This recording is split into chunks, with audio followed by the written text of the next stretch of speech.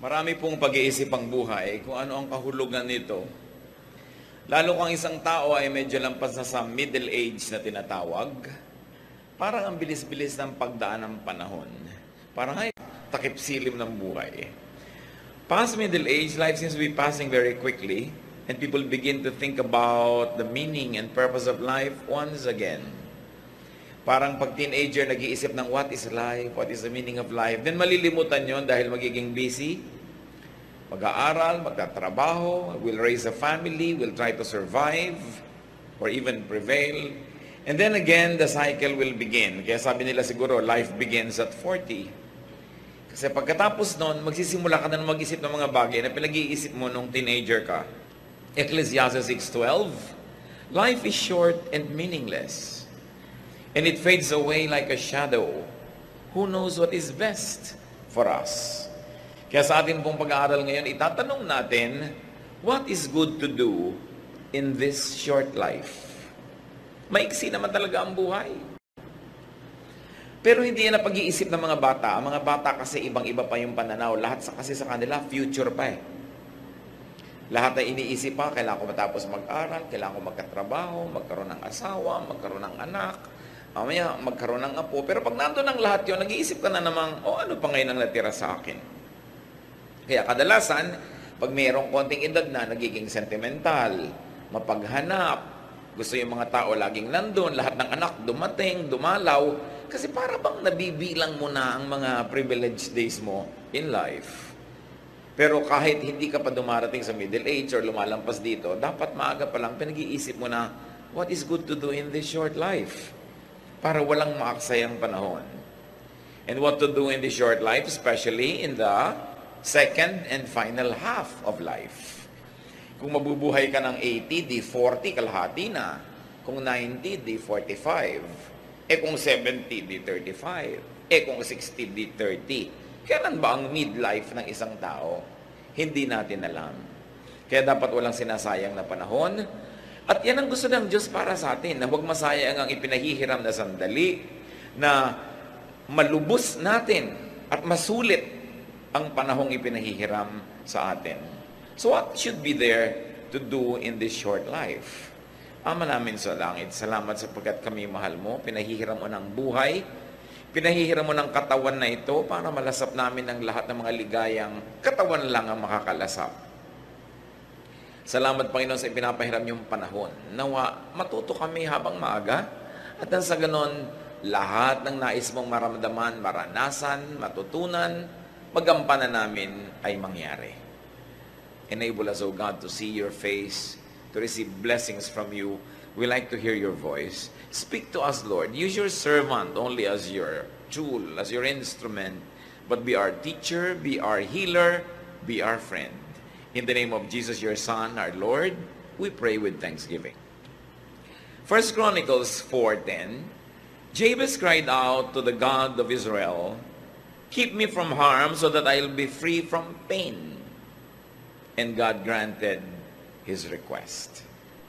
So ano po ang ginawa natin yan? At anong dapat natin gawin sa maiksing buhay na ito? Minimize pain.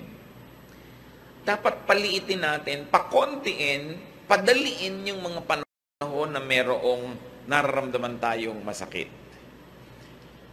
More than physical pain, ang pinag-uusapan natin dito mga kapatid is emotional pain. Sasandali ang buhay. Halimbawa mo, 8 hours a day nakakatulog ka, di 1/3 of your life tulog ka. Kasi 1/3 of a day is 8 hours. So kung nabuhay ka ng 60 years, 20 years kang tulog. So ilan na lang oras ang natirang gising ka a day? Let's say, another 8 hours, professionally, nagtatrabaho ka, may ginagawa ka, and then all the other 8 hours, so ka naliligo, naglalaba, gumagawa ng mga kono-ano. Ilang oras talaga ang meron kang daladalang pain? Dapat iksian yan. We should minimize pain. And what brings about pain in life? Conflict. We should minimize conflict. Yung meron kang kalaban, meron kang kainitan ng ulo, meron kang kakumpetensya, alangan namang araw-araw sa iyong buhay, alagaan mo na may ganon. So pag may conflict, what should you do? You harmonize or you avoid. May conflict ka sa iyong biyanan, alangan namang buong buhay may conflict ka. Alangan mang habang nandiyan siya, nandun ka, may conflict kayo. Gusto mo bang ganun ang buhay? So what should you do? You harmonize or you avoid. Hindi mo talaga ma-avoid, edi kailangan bumukod ka ng tirahan, lumayo ka ng konti. Pero mas maganda, harmonize. Pag-aralan mo yung mga bihilig niya, yung gusto niya, sakyan mo na lang, hindi mo na kamamatay. Ganon din naman yung biyanan sa manugang, yung kapatid sa kapatid. Kasi ang hirap ng buhay natin pag may conflict. Meron naman mga tao, wala nang conflict, lumilikha pa ng conflict. Nangiintriga, gumagawa ng gulo, naghaharap ng kalaban, then pain comes into your life. Another bringer of pain is trouble. Awayan. Siyempre, yung conflict, pag lumaki, trouble na. What should you do, therefore? In this short life, make peace. Yun ay tinuturo ng Panginoon make peace. Sandali ka lang mabubuhay, uubusin mo pa sa trouble, pwede ka namang gumawa ng paraan para maging peaceful ang iyong buhay. Sa peace naman, dalawa lang yan manalo ka o magpatalo ka para may peace. Lagi kayo nagko-conflict mag-asawa, hindi ka naman manalo, magpatalo ka. Kasi kung talo ka na, wala nang labanan, yung mga pagpapatalo na madali lang naman, halimbawa gusto niya yung aircon malamig, ikaw giniginaw, doble mo lang kumot mo. Magpatalo ka na lang para peaceful. Pero kung mananalo ka, di manalo ka, syempre gusto rin naman niya siya ang manalo. Lalo sa pag-ibig, hindi mo dapat goal manalo. Dahil sa tunay na pagmamahalan, pareho lang kayong bihag ng isa't isa. Dapat ganun para tahimik ang buhay. What else brings trouble in life? Struggle. Pakikipag-compete. Pakikipagpagalingan. Lahat ng tao may kanya-kanyang galing. Hindi mo pwedeng halimbawa madaig ang isang tao doon sa area ng galing niya, sa area mo naman, iba ka, hindi kanya madadaig. Huwag kayong mag-contest in the same field because one will lose, one will win. Operate in your field of giftedness. So pag may struggle, you win or you lose. Ganun din yun. What else brings trouble in life? Friction. Magkakamag-anak lahat yung pinag-uusapan natin. Laging may friction kayo ng hipag mo, may friction kayo ng employee, ng employer. Well, anong ginagawa pag may friction? You lubricate or you avoid the friction. Di ba yung mga makinang nagkikiskisan, nilalangisan para huwag magasgas at huwag masira. Ganun lang yun, yung mga kumisang langis na inilalagay mo para ang buhay nyo madulas, maluwag, madali. Mga kabaitan lang yun, thoughtfulness, pagpaparaya, pagbibigay, lumuluwag, dumudulas ang mga bagay na masakit at mahapdi. So, you lubricate. What else makes life difficult? Complication. So, what do? Simplify. Lahat ng mga yan, tatantarin natin ang verses na support, ang dami, at hindi na natin gagawin ngayon.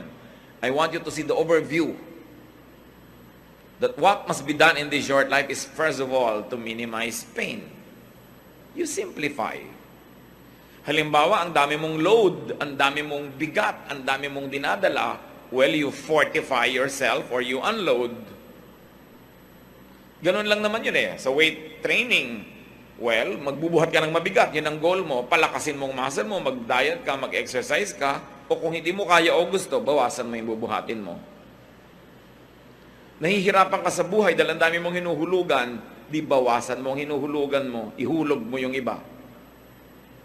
Nahihirapan ka dahil ang dami mong role na pinapapel sa buhay, magbawas-bawas ka. Operate only in areas where you are gifted para mas madali. Kasi kung gifted ka doon, madali yung para sa'yo, kahit mahirap para sa iba. Ang gaano karaming binubuhat nyo na hindi nyo naman dapat buhatin. Hindi namin kailangan gawin. Kayo mag-isip niyan mga kapatid, kasi marami tayong dala na hindi naman kailangang dinadala. Isa pa, pressure. Ang daming pressure sa buhay. Dalawa lang pwede mong gawin. You yield or you avoid the pressure.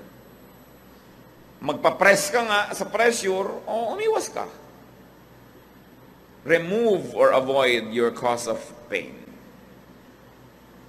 Physical pain, isa yung problema. That's why we try to be healthy. We try to live a balanced life para mabawasan natin yung pain or ma-avoid. Emotional pain, halimbawa.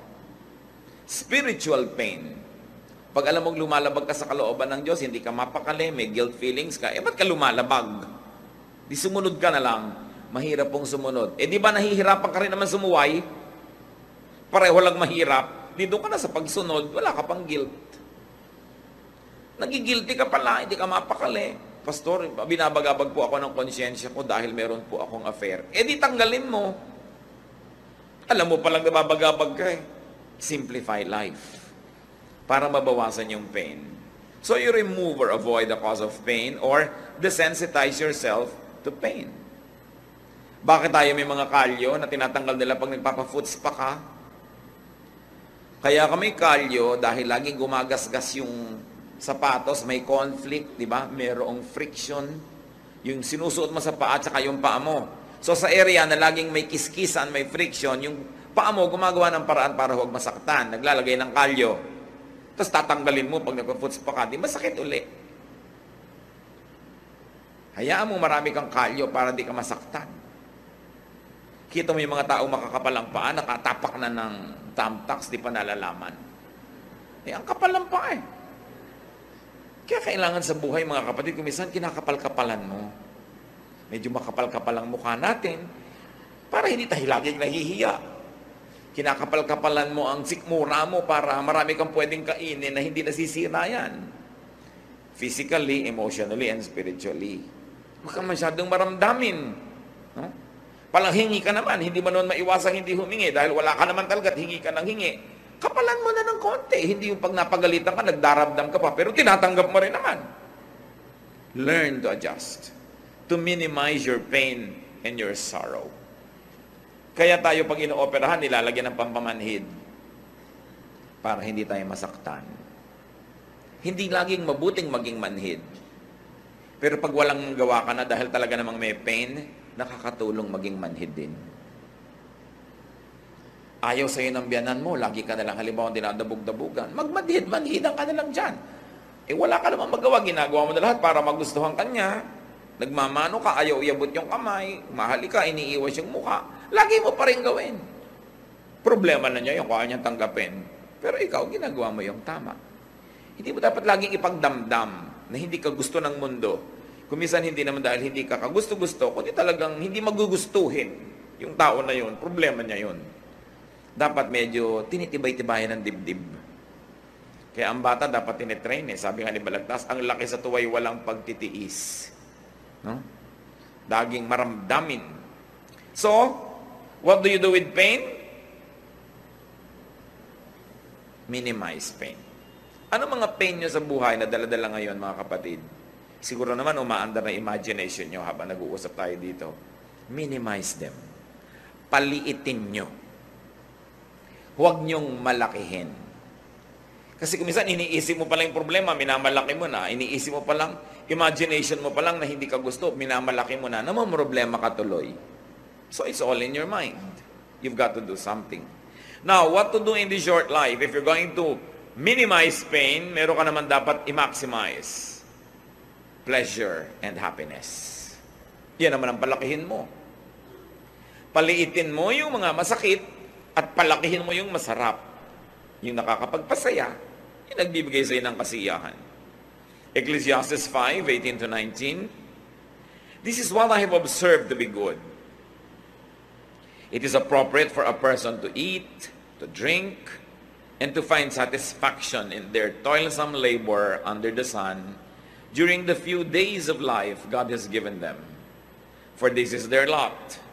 Moreover, when God gives someone wealth and possessions and the ability to enjoy them, to accept their lot and be happy in their toil.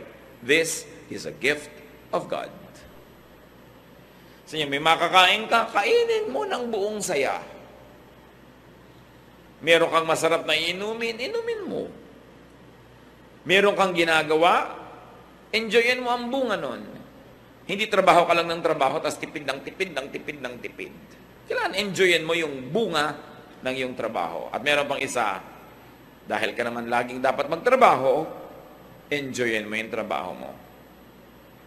Paano naman po ako mag-enjoy? Ako'y taga-abot ng ticket sa toll gate, humaba na nga po yung kanang kamay ko. O yung kaliwa. O di enjoyin mo. Yun ang ipang-abot mo ng mga prutas. Dahil humaba ang kaliwa mo, kaabot mo ng ticket. Sabi ko, mag-resign ka, huwag ka magtrabaho dyan. Hindi po pwede. Yung pala, hindi naman pwede. Di enjoyin mo. Marami kasing bagay, mga kapatid. Kung ayaw nyo, tanggalin nyo sa buhay nyo. Hindi nyo kayang tanggalin. Tapos reklamo kayo ng reklamo, pero nandun din, ang dapat nyo gawin, tanggapin nyo siya. Turuan nyo ang sarili nyo, enjoyin yun. Get what you like. But because you cannot always get what you like, what do? You learn to like what you get. Lalo sa pag-aasawa. Di ba? You get what you like, or you like what you get. Pero hindi pwedeng ayan na yan, laging nandyan, tapos tinatanggihan pa rin ang kalooban mo, pero nandun din. Malilito ka lang, magdadalawang loob, maguguluhan. Enjoy what is there. Huwag laging nagigilty pag nag-e-enjoy sa buhay, lalo't pinaghirapan nyo. Yung mga iba, maghirap ang bansa natin, bakit bumibili ka pa ng ganyan? Naghirap naman ako, bakit ba? Hindi ko na pepremyohan. At sa lagay ko, naghihirap yung bansa, lagi na lang din ako maghihirap. Laging ganun yung mga policy natin Mahirap ang bansa. Pwede naman ako mag-enjoy, ba't ko idadama yung sarili ko sa hirap? Hanggang gumagawa ako ng mabuti, tumutulong ako sa kanila, ginagawa ko tungkulin ko, masama ba mag-enjoy? Dapat, nag-enjoy ka. Yung pa mga iba, ang dami-dami mga kapatid, ang hihirap nila, tapos ikaw at ang mga anak mo, ang sarap ng buhay nyo. Anong gusto mong gawin ko? Itapong ko to, ibigay ko lahat sa kanila. Binibigay sa akin ng Diyos. Ang mahalaga lang, nag-share ka. Isa madalas pangyayari sa atin ng mga kapatid Pagka ikaw ay medyo umangat sa buhay, tapos ang dami mga kamag-anak na ubod ng hirap, pinapagilty ka ng ibang kamag-anak mo. Binigay sa'yo ng Diyos. It's your lot. Enjoy it. Just don't forget to share. Kailangan hindi puro guilt. Find pleasure at work. That is important. Meron pa ako minsan, abroad, isang OFW, kumakain kaming ganyan, ng masarap na pagkain sa isang magandang restaurant, biglang tumigil at tumagulgol. Bakit ka umiyak? Ang sarap-sarap po na kinakain natin dito, tapos yung mga kamag-anak ko po sa Pilipinas, walang makain. Ipadala mo dun yan. Gusto mo? O tumigil kang kumain, dun ka. Dahil nawawalan kami ng gana. Alam niyo naman ako sa kaprangkahan, sinasabi ko talaga yun. O gusto mo lumabas? Hindi po. Gusto mo ipadala? Hindi po. Di kainin mo!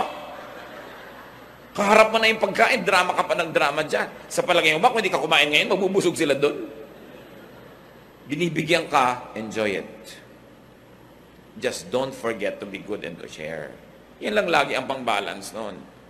Nagtatrabaho ka naman, naghihirap ka. At sa lagay, papatayin mo yung sarili mo dahil lang may mga taong nagugutom. Kailangan marunong ka nun kasi ang Diyos, binibigyan ka ng grasya. Pag binigyan ka, gusto niya enjoyin mo Ikinatutuwa yan ng Diyos. Sabi sa Ecclesiastes 5:18, to find satisfaction in their toilsome labor. This is what people should do. How else do you maximize pleasure and happiness? Do what is pleasurable as long as you know na hindi ka napapasama. Hindi ka gumagawa ng masama, hindi ka nalalayo sa Diyos, nagpapasarap sa buhay mo, do it. Ba't ba tayo pinahiram ng Diyos ng katawan? Para parusahan? No. Espiritu tayo, pinahiram tayo ng katawan, suot mo lang yan sandali, tapos tatanggalin na uli yan, kaya habang suot mo yan, dapat ma-enjoy mo yung ine-enjoy ng katawan. Hindi kalaban ng espiritualidad, hindi kalaban ng pagiging makadiyos ang katawan. Diyos ang nagbigay ng katawan. So, binigyan ka ng mata para makakita. Di tumingin ka ng magagandang bagay, basta't hindi mo ninanakaw. Binigyan ka ng dila para tumikim ng masasarap na lasa, pasarapin mo. Yung iba, dapat ikulong o kaya barilin sa luneta. Kasi gumagawa sila ng krimen. Alam nyo anong krimen? Hindi sila masarap magluto. Hindi sila magandang maghain. They are not doing justice to food. Tao number 1, binigyan mo ng bawang, sibuyas, kamatis, naggisa ang sarap. Tao number 2, bawang sibuyas kamatis, the same thing, walang kalatoy-latoy. Hindi ba dapat barilin? Gusto mo sabihin, anong kinuha mo sa bawang at sibuyas at kamatis? Hindi mo napasarap. Pareho lang ba't yung isang tao gano'n ang ginagawa niya? Alam nyo, napakalaking pananagutan na sarapan ng luto. Hindi kung ano na lang, kasi gift yan ng Diyos. At alam nyo kung bakit dapat? Kasi yung pinapakain mo, hindi ka naman sure na laging may gana. Kung minsan nagkakasakit yun, hindi na makakain, nakaswero na lang. Tapos hindi na nakatikim ng masarap na pagkain. Laging tuwing gagawa ka ng leche plan, parang pudding. Diba? Magpapakain ka na lamang ng ube, kamote pa. Ba't ba pinipake mo pa? Mahal din naman yung kamote. Yung hindi gumagawa ng good justice to food. Maghahain ka, gulo-gulo. May 3 tuyo nagka-cross-cross doon sa table. Di ilinya mo sila, lagyan mo ng konting kamatis, konting bulaklak. Sumasaya yung buhay. Dapat pinapasaya mo. Sasabihin pa ng ibang kamag-anak, ang arte-arte mo naman. Kung gusto mo pa, magandang baso. Hindi nila naintindihan ang ibig nila sabihin nun. Dahil ang Diyos maarte. Pag tinignan yung hinihingi niya mga kurtina sa templo, mga furniture, gusto niya maganda. Because God is God of beauty. So you beautify your table. You make your food delicious and nice. Pinagtitimpla-timpla mo yung kinakain mo, gagastosan mo rin lang eh. You should do what is pleasurable. Find pleasure in what must be done instead of it being just a chore. So you maximize pleasure and happiness. And we go to the third point in what we should do in this short life. Do good. Maiksi lang ang panahon. Sandali ka lang pwedeng gumawa ng mabuti. Hindi lahat ng taong mahirap ngayon, mahirap bukas. Habang mahirap sila, tulungan mo na. Malay mo naman makaaho na sila dyan, hindi mo na kailangan tulungan later pa. Yung kailangan mong tulungan mo na ngayon kasi hindi naman laging mangangailangan yan. Sabi na nga nila, people need help in the beginning and at the end. So sa simula, tutulungan mo. Doing good gives mystical pleasure. May saya na hindi maintindihan ang taong nagbibigay ng bukal sa loob. Ito ang saya na hindi mararanasan ng mararamot. Hindi nila alam yung saya. Na mayroong bahagi ng iyong kaluluwang nakikiliti ng pagbibigay. At yung hindi marunong magbigay, hindi alam yung kiliti na yun. Hindi nila yung nararanasan. Doing good pleases God who can bless you. Lahat ng blessing na darating sa buhay mo, sa Diyos lang naman pwede manggaling. Pag nagbibigay ka at mabuti ka sa kapwa, natutuwa sa iyo Diyos, di siya magbe-bless sa iyo. Kaya masarap gumawa ng mabuti. And doing good pleases the spirit and the conscience. Kung minsan, meron sa ating nagdadamot-damutan, hindi naman talaga maramot. Anong ibig ko sabihin? Tinitikis yung pangangailangan ng kapwa, pero matapos nyo naman tikisin, nagigilty kayo, masama rin ang loob nyo, hindi kayo talaga maramot. Kasi yung talagang maramot, wala namang mararamdaman yun. Pag may nararamdaman kayong ganun mga kapatid, huwag nyo tikisin yung kabutihan ng loob nyo. Sundin nyo. Gumawa kayo ng mabuti. Kayo rin ang sasaya. Matutuwa pa ang Diyos, nakatulong pa kayo sa kapwa. And doing good gives you a savings feeling. Pag may ginawa ka ng mabuti, ang pakiramdam mo, para ka nagdeposito sa bangko. Pero pag kaya mong gawin, di mo ginawa, ang feeling mo parang may darating na parusa sa'yo. Bakit ka mabubuhay na may ganung feeling na negative? Pwede ka namang mabuhay na positive yung feeling na meron kang dineposit. At ang totoo nun, may dineposit ka talaga. Meron pang isang maganda. Dahil alam nating lahat tayo ay haharap sa Diyos, doing good makes facing God an anticipated pleasure. Pagtadtad ng kabutihan ng buhay mo, hindi ka natatakot humarap sa Diyos. Excited ka pa nga dahil may awarding ceremony. Dahil alam nating marunong maggantimpala ang Diyos. Ngayon, pag hindi ka gumagawa ng dapat mong gawing mabuti, halos natatakot kang humarap sa Diyos. Kaya lalang nagiging doble ang takot sa kamatayan. Dahil may paghuhukom. Matthew 16:27, the Son of Man will soon come in the glory of His Father and with His angels to reward all people for what they have done. Ang gantimpala ng Diyos ay para sa ating ginawa. So dapat gumagawa ka ng mabuti. Naglilingkod ka sa kapwa. Naglilingkod ka sa kaharian ng Diyos. Dahil alam mong walang sayang. May gantimpala. Sasandali ang oras natin para mag-ipon ng mga kayamanan sa langit. Huwag tayong magsasayang ng panahon. Dapat araw-araw, linggo-linggo, buwan-buwan, taon-taon, merong nadagdag tayong kayamanan doon sa langit. Revelation 20:12, I also saw all the dead people standing in front of that throne. Every one of them was there, no matter who they had once been. Several books were opened, and then the book of life was opened. The dead were judged by what those books said they had done. So ang magiging halaga mo doon sa walang hanggan ay yung nagawa mo dito sa lupa na may hangganan. May limitasyon, may bilang, konti lang ang panahon. Hindi dapat nasasayang. Kasi ang magiging halaga mo doon sa eternal life, sa eternity, yung performance mo dito. Siyempre, yung kulang sa performance natin, pinupuno ng Panginoon, lalo yung para ka maligtas, hugasan ang mga kasalanan mo, kahit ano naman gawin natin, hindi natin lubos magagawa yun. Kaya meron tayong tagapagligtas, si Jesus. Pag tinanggap mo siya sa iyong buhay, yung kulang sa iyo, ilalagay niya para ka mapuno, maligtas.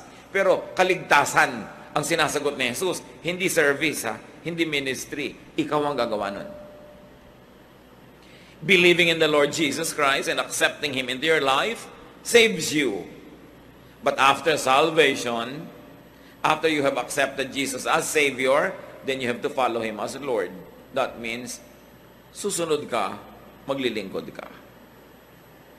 Bawat araw na ipinahihiram, binibigyan tayo ng pagkakataong mag-impok ng kayamanan sa langit. Dapat, hindi nasasayang. At habang gumagawa tayo ng mabuti, yung iba naman may nalilimutan. Kaya paalalahanan natin, do not forget to do and do not neglect doing good to yourself. Kasali ka, kapatid, sa gagawan mo rin ng mabuti. Yung iba ang buti-buting anak, ibinigay na lahat sa magulang. Ang buti-buting kapatid, ibinigay lahat sa kapatid. Pero pag tiningnan mo siya, mukha siyang naghihingalong tipaklong kasi hindi siya kumakain ng masarap, hindi siya nagbibihis ng maganda, wala na siyang fun, wala siyang pasyal. Hindi yon. Dahil ang sabi sa Mark 12:31, love others as much as you love yourself. So what is the presumption here? That you love yourself. And it's not bad. God likes you to love yourself. Because you are not your own. You are God's. You were bought at a price. So, you are God's property, and you must love all of God's properties, including yourself. Yung iba, minamasama nila pag mahal mo ang iyong sarili. Hindi. Ang sabi ni Lord, mahalin mo ang kapwa mo, gaya rin ang pagmamahal mo sa sarili mo. In other words, okay lang sa Diyos as gusto niyang mahalin mo ang sarili mo. Kaya lang, mahalin mo rin yung iba. Tulad ng pagmamahal mo sa sarili mo, hindi sarili mo lang. Yun ang point. Hindi sinasabi sa ating, huwag mong mahalin ang sarili mo at iba lang. Sabi niya, mahalin mo sila gaya ng pagmamahal mo sa sarili mo. Dahil nakakatiyak ang Panginoon na kung susundin natin yon, mabuti tayong magmamahal ng kapwa. Dahil mabuti naman tayong magmahal ng sarili. So malaking crime na to love yourself. Because when you don't love yourself, you have no love in you, and you cannot give what you do not have. Love others, but love yourself also. Isa pa pong kinakatakutan lagi ng mga tao, ano mangyayari kaya kinabukasan? Ano mangyayari sa future? Marami yan, mahilig magtanong. Naku, pastor, malapit na yata mag-unaw ang mundo, bumabaha na po sa ano. Luma na yan, mas malaki yung baha ni Noah. Wala nang, tatalo pa doon. Hindi bago yung baha-baha na yan. Bakit po ganyan? Parang naiiba ang klima. Maraming beses ang nag-iba ang klima ng planeta, kaya lang wala pa tayo nun dito, kaya di natin alam. Nag-iiba lang yan, huwag kayong matakot. God is God of climate. May nagaganap ba? May lumalaglag ba kahit isang patak ng ulan sa lupa na hindi alam ng Diyos? Na hindi niya pinayagan? Tumabingi na daw yung mundo. Tumabingi na ngayon nung Noah's flood, kaya nagkaroon ng season. Kaya magpatiwa-tiwarik, yung mga nasa Australia nga, nasa ilalim, hindi pa rin sila nalalaglag. No? Marami tayong mga pinoproblema na hindi naman natin dapat problema kasi hindi tayo Diyos. Naku, paano po kaya ang global warming? Diyos ka ba? Hindi po. Huwag pakialaman. Magtipid ka ng kagagamit mo ng aircon, huwag kang magbutasin yung ozone layer, have an environment-loving lifestyle, yun ang pwede mong gawin. Pero hindi mo kayang pigiling matunaw yung mga bundok-bundok na yelo sa North Pole. Paano ko kung lububog ang mga mabababang lugar? Di tumira ka sa ibabaw ng Mount Mayon. Alam niyo kung bakit napakarami ngayon taong nasasalanta ng mga baha? Kasi hindi naman natin dapat tinitirhan yung tinitirhan natin ngayong mga lugar Bakit ka lumulubog sa mga ganyan-ganyan? Kasi naman yung architecture na ginagawa natin hindi bagay sa ating klima. Kaya nga yung mga sinaunang bahay sa Pilipinas may mga silong, matataas ang silong. Natural, bumabaha pagkatagbaha. Kung mataas yung silong mo, hindi ka lulubog. Nakabunggalo ka, lulubog ka nga. So sinisisi mo yung Diyos. Diba? Di taasan mo ang bahay mo. May silong ka pa. No? Mahirap kasi bunggalo-bunggalo lang yung mga bahay ngayon. Diba? Ginagaya natin yung mga bahay sa Amerika na ngayon, lubulubog na rin yung mga bunggalo nila. Yung mga tabi ng ilog, tinitirhan natin. Hindi naman tinitirhan yan Tapos yung mga gilid ng ilog, sinasakop mo, hindi naman sa'yo. Pagkatuloy dumating yung maraming ulan, walang puntahan, di natural, papasok sa bahay mo dahil nandun ka Ang dami-dami pang lugar sa planeta na walang bahay. Hindi rin binabaha. Mali lang ang lugar ng mga tao. Kaya dapat yan, iniisip natin, huwag kayong natatakot sa mga ganyan. Because God is God. No? At kung gusto ba niyang ilubog ang lahat, tulad nun, di ba binuhay niya si Noah? Dapat ang isipin nyo, sana pag pinalubog ng Diyos ang lahat, maisipan naman niya akong buhayin. So, i-please mo ang Diyos. Dahil siyang may hawak Huwag mong hawakan yung hindi mo kayang hawakan. Huwag mong problemahin yun, hindi mo kayang lutasin. At pag walang kalutasan, hindi problema yan.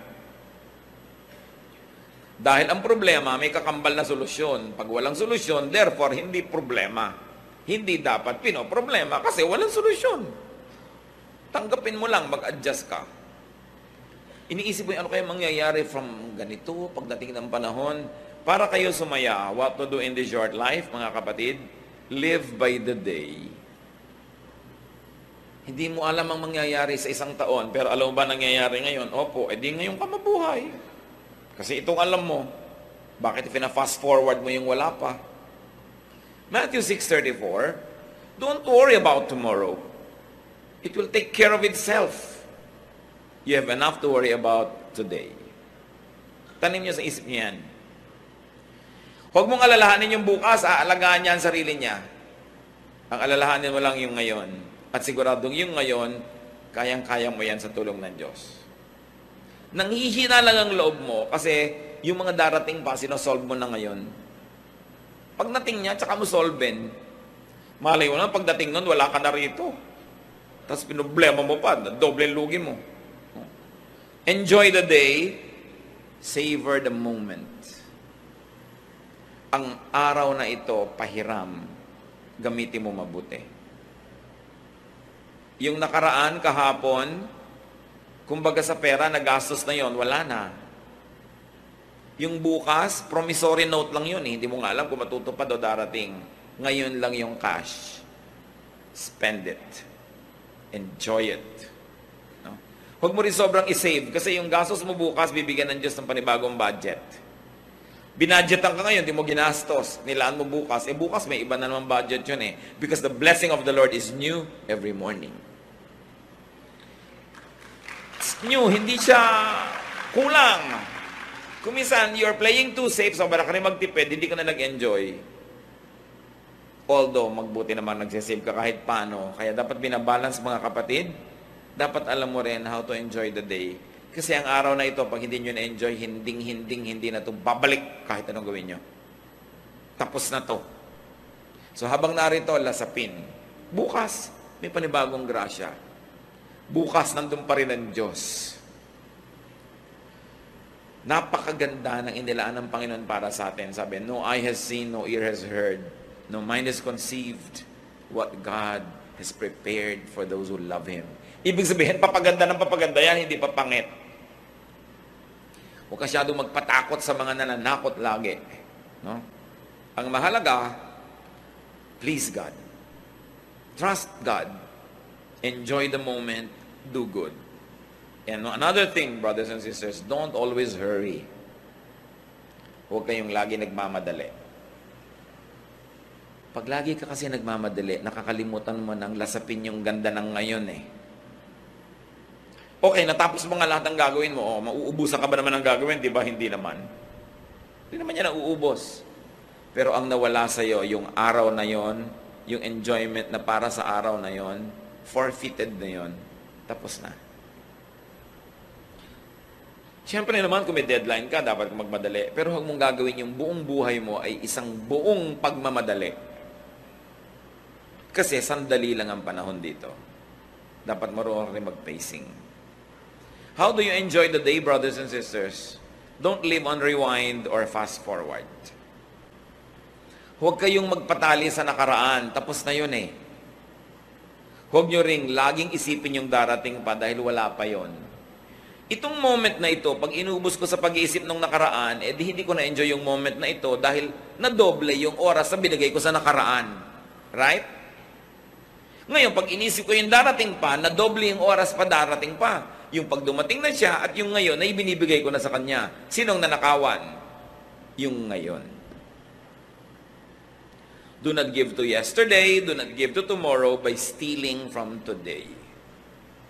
Because today is all you have. Kailangan yon malasap. Most worry and pain comes from regret about the past and fear about the future. Both things will never help you. Matthew 6:27, can any one of you, by worrying, add a single hour to your life? The obvious answer is no.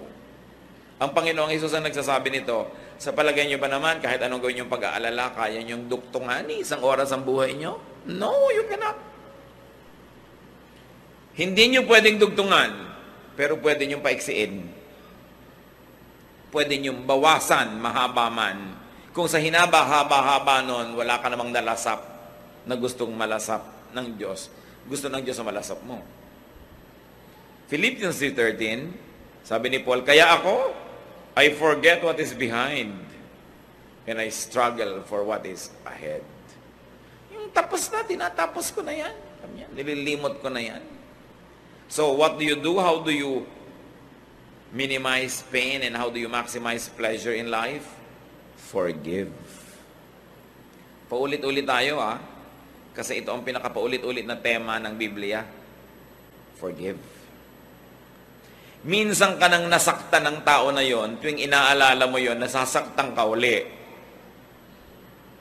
So minsan lang yung sinaksak yung puso mo, pero tuwing ginugunita mo yon ng may sakit, hinanakit, galit, ikaw na sumasaksak sa puso mo nun, pinapaulit-ulit mo na. Magtataka ngayon ng Diyos, ba't ang daming peklat ng puso mo? Sinaksak po ako ni gano'n nung April 2, 1979. Ba't ang daming sugat? Pagkatapos po nun, sinaksak ko ulit sa sarili ko, paulit-ulit, dahil inaalala ko siya. Ano sasabihin sa'yo ng Diyos? Ba't mo ginawa? Kasalanan mo yan. Minsan ka na palang nasaksak, dapat limutin mo na para hindi ka na masaksak ulit. Pero pag lagi mong inaalala, ikaw na nagpapahirap sa buhay mo nun. Kaya ang itinuturo ng Panginoon, forgive. Why forgive? Kasi hindi mo na pwedeng ibalik yung panahon. Nangyari na eh. Magpatiwati-wari ka man dyan, hindi na maibabalik. So magpatawad ka para yung natitira pang oras sa buhay mo, huwag madamay dun sa nasira na noong nakaraan. Lumalaki yung sira abang di ka nagpapatawad. And while it is difficult to forgive, also try to forget. Gaano karami mga nariyan, may mga hinanakit kayo sa magulang nyo, hanggang ngayon nandiyan sa puso nyo. Dahil napakaraming nabasag na palayok sa mukha nyo yung nanay nyo. Diba? Dahil may initin ng ulo, sa inyo galit na galit. Pero yung iba nyong kapatid, hinihimas-himas pa niya yung mukha. May ganun diba? Okay, unkind sa yung magulang mo nun. Nung pa yun, tapos na. Habang inaalala mo ngayon, ikaw na yung unkind sa sarili mo. Dapat mo malaman, ikaw na gumagawa niyan dahil hindi na nila uulit. Nasaan ba yung magulang mo na hinahataw ka ng palayok? Patay na po. Ba't ang dami pa rin pasa? Hataw-hataw ko pa sarili ko Naala-alala ko. Di, sino may kasalanan? Ikaw. Tandaan niyo mga kapatid, ano man yung atraso sa inyo ng mundo, ng taong ito, hindi na yun matatanggal kasi tapos na. Ang pwede nyo nalang gawin, huwag nyo nang i-replay, Kayo pag nakakita ng pangit na eksena sa pelikula, gusto nyo replay, rewind. Di ba ayaw nyo? Ba't nyo nire-replay yung mga sama nyo ng loob, mga galit, mga hinanakit? Tama na. Kasi self-torture yan. Sabi ni Paul, I forget what is behind. If you cannot forget it because you're godly, at least forget it because you're wise. Because you are the beneficiary when you forgive and forget. Lalo't namatay na, huhukayin nyo pa ba sa lupa, gaganti pa kayo? Wala na At kahit gumanti pa kayo, hindi na rin maibabalik yung natanggal sa inyo, yung nasaktan sa inyo. So, ang pinakamaganda na lang gawin dyan, ilibaon nyo na, kalimutan nyo na, and travel on as best as you can. Marami pang natirang pagpapala ang Diyos. Ngayon, nabubulag tayo, hindi natin nakikita yung pagpapala kasi lagi nating nililingon yung dating mga pait at dusa at hirap ng buhay natin. Nadadaya tayo. This is the work of the enemy. The enemy deceives us into being tied down to the past and too scared about the future that you forget to enjoy today. Si Lord ang may sabi, live by the day. Let tomorrow worry about itself. Alam niya ang itinuturo niya sa atin. At panglima, that we should do in this short life, prepare to meet your God because you will. Ecclesiastes 12:7, pag namatay tayo, the dust returns to the ground it came from, and the spirit returns to God who gave it. Yan ang sure. Hindi tayo sure tungkol niya sa mga mangyayari sa mga planeta, pero may isang sure, you will meet your God. So prepare for it. That's why you do good. Kung ano man yung good na yon, kayo mag-define sa buhay nyo. Kasi alam nyo rin what is bad. Do good. Make peace with God. Banggain nyo na lahat, wag lang Diyos. Suwayin nyo na lahat, wag lang Diyos. Kalimutan nyo na lahat, wag lang Diyos. Yan ang pinakamalaking pagkakamali na pwede natin magawa. Make peace with God. Because when you are at peace with God, all else will follow. At kahit awayin ka ng mundo, kakampi mo naman ng Diyos, nakasandal ka, hindi lang sa pader, sa Diyos. Huwag kayong gagawa mga kapatid nung alam nyo na alam yung ayaw ng Diyos sa ginagawa nyo. Tapos gagawin nyo pa rin. Para lang sa cheap thrill, para sa konting saya, mas ang laki ng pagdurusa mo. Lugi ka doon. Make peace with God. Because when you're at peace with God, you're at peace with yourself. So pag may ginagawa tayo, araw-araw mga kapatid, maliit man o malaki, itanong nyo yung 5 nating mga issues about what to do in this short life. Itanong mo, will this minimize pain? Naiinis ako sa biyanan ko. Uubusan ko siya ng ulam. No? Titirahan ko ng mga kalansay ng isda. Ang isda pa naman dulong. Pero mahirap yatang hinainan nyo para itira mo na lang ang tinik. So itatanong mo, will this minimize my pain or will this increase it? May kalaban ako, lalo ko siyang sasaktan. Ang tanong, will this minimize the pain o lalo lang siya magagalit sa akin, gaganti, hindi na ito matatapos? Lagi nyo itanong yan, will this minimize my pain? Manonood ako ng malungkot na drama at pelikula, itatanong dyan, will this minimize my pain or will this increase it? Alam nyo na ang dapat gawin. Then you also ask, will this maximize pleasure? Magluluto ako, sasarapan ko pa ba to? Will this maximize pleasure? Then sarapan. Meron akong gagawin, will this maximize pleasure? Tamad akong mamalansya, pero lahat na lang na humaharap sa akin, halos itago ko yung sarili ko dahil para kong hinugot mula sa kung saang maliit na lungga. Plansyahin mo na lang kasi it will maximize your pleasure in showing yourself to people. Diba? Yung itatanong mo, paano ko ba mapapadagdag yung sarap at ganda? Then, meron tayong ginagawa, you ask yourself, am I doing what is good? Tapos, nag-aalala ka na naman, may naalala kang kahapon, bukas you ask yourself, teka, am I living by the day? Ine-enjoy ko ba ang araw na ito? O ginagawa ko ba yung mabuting tungkulin ko sa araw na ito? O nalilibang na naman ako at nadadaya ako at kung saan nakakarating aking isip? At pag may ginagawa pa tayo mga kapatid, itong huli nyo itanong, will this prepare me to meet God? Lalo ko bang ikatutuwa? Nahaharap ako sa Diyos o iiwasan ko yung mga panahon na yun? What causes pain in your life? Konti lang pong pain sa buhay ang hindi natin pwedeng iwasan. Marami nga dyan, self-inflicted. Isipin natin lahat yun. Sabi sa Desiderata, strive to be happy. Pagsikapan mong sumaya. Pinagsisikapan yan, pinagtatrabahuhan yan, hindi yan nangyayaring natural lang. Sinasadya para ka sumaya. Mga naghahanap ng partner sa buhay, yung mga sinyong qualified pa, yung may partner na manahimik kayo dyan, like what you get. Naghahanap kayo ng partner in life, nagtatanong-tanongan kayo, ano bang hahanapin kong mga qualities? Diba? Isang quality ang sasuggest ko sa inyo, piliin nyo yung nagpapasaya sa inyo. Kahit walang masyadong pera, masaya naman kayo. Nabubulag yung iba sa pera, pero kung hindi ka naman masaya, ayaw mo na ugali niya. Para siyang bato pagkatabi mo. Diba? Masaya ka ba nun? Pipili kayo na makakasama sa lakaran, sino ba yung masayang kasama? Magsasama ka nung killjoy, magsasama ka nung pintasera. Wala, masisira lang araw mo.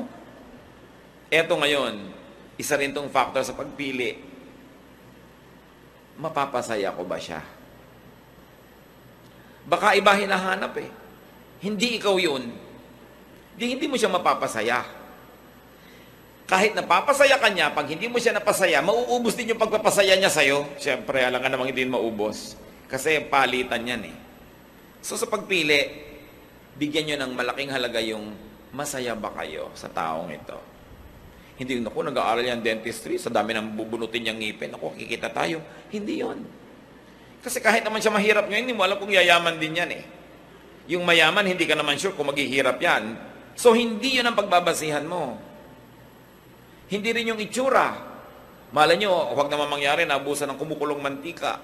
Naging mukhang parang chicharong bulaklak yung dating mukhang orchid niyang kutis. Eh kung yun lang yung kasiyahan mo, di nawala na. Pero yung ugali, madilim at maliwanag, yung ugali pareho yon. Kaya na po, sasaya ba ako sa ugali niya? At kung ngayon pa lang, meron kayong boyfriend, girlfriend, hindi naman kayo masaya sa ugali, at mukha namang walang senyales na magbabago ito, eh mag-isip-isip kayo. Alangan namang ubusin nyo ang isang buhay na ang kasama nyo, hindi kayo masaya. Iniisip yon. Sino ang magandang kasama? At maganda ba kayong kasama? Masaya ba kayong kasama? Alam nyo, dalawang bagay ang mahalaga sa buhay. Tanggalin natin yung mga religious kung ano-anong baggage. Dalawa. Dapat, masaya. Diba? At dapat magaan. Pag masaya kayo, magaan ang loob nyo, kahit daganan kayo ng bundok-bundok na problema, you will survive. At yun, nasa ugali. Tiyakin din natin yung ugali natin, ini-improve natin na tayo yung magaan kasama at masayang kasama.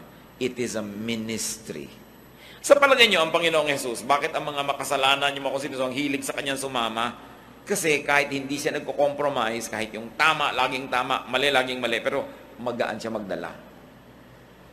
Hindi siya nakakasakal. Masarap siyang kasama. That's why he was a friend of sinners. Dapat gano'n din ang ating policy. Gaano karami pang araw, oras, linggo natitira sa atin mga kapatid na ipapahiram ng Diyos? Kung may nasayang na tayong marami nun, tigilan na natin yon. Let's maximize our happiness. Let's maximize the happiness of people around us. Maging agent of peace and happiness tayo. And let's minimize our sorrows. Ama namin, turuan mo kami maging marunong.